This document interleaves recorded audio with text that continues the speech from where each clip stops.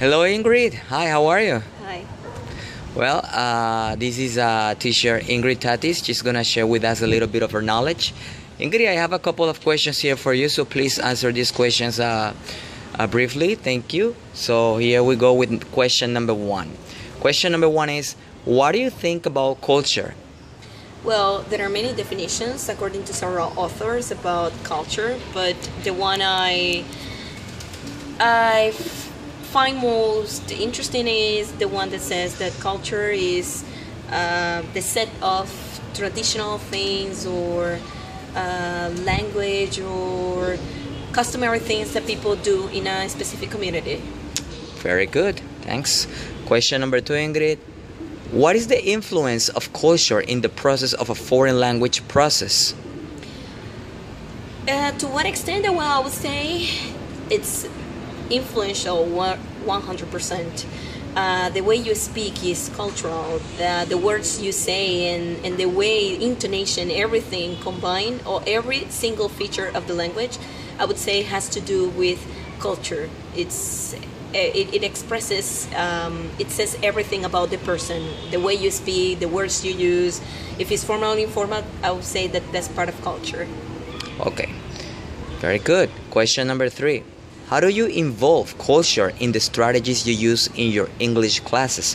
Could you please give real examples? At least one example, Ingrid, please. I would say, well, for example, in my case that I've been teaching in Brazil, when I teach a specific expression in English, I try to compare to those of Portuguese and Spanish.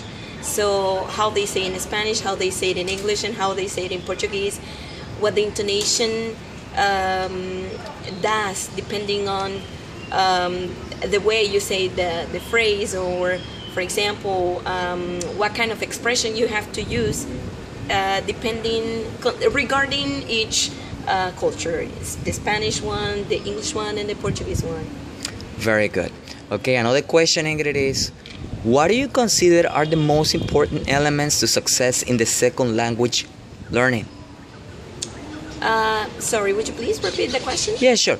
What do you consider are the most important elements to success in the second language learning?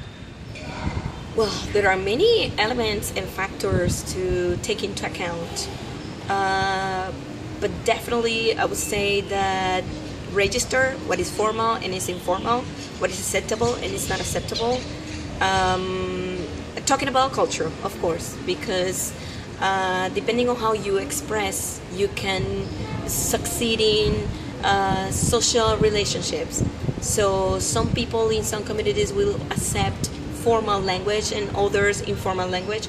I think to success in terms of culture, I would say that they register formal and informal features of the language. All right, thank you. Here is another question, Ingrid. Sure. Do you think is it possible to learn a foreign language separating culture from the language itself, or you think it's necessary to include culture for the learner or for the teacher to have success?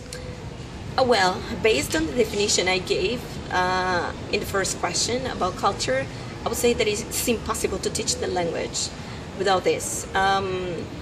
Culture involves many things. It's not only grammar or syntax.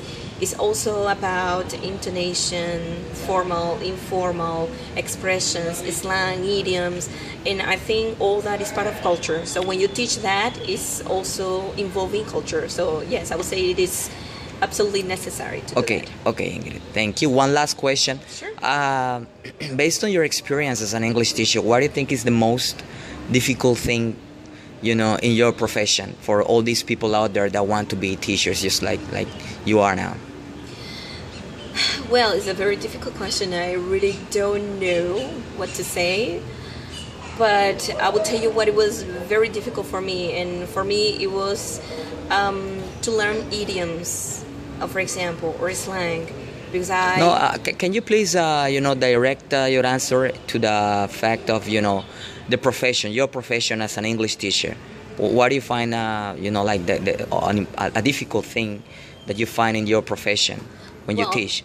Well, to try to mingle the different social backgrounds. For example, you can have a poor student. Well, I'm not gonna say poor student, but an underprivileged student, or not so underprivileged student, to have them in the same classroom and to have them interact, because obviously their social backgrounds are completely different from each other.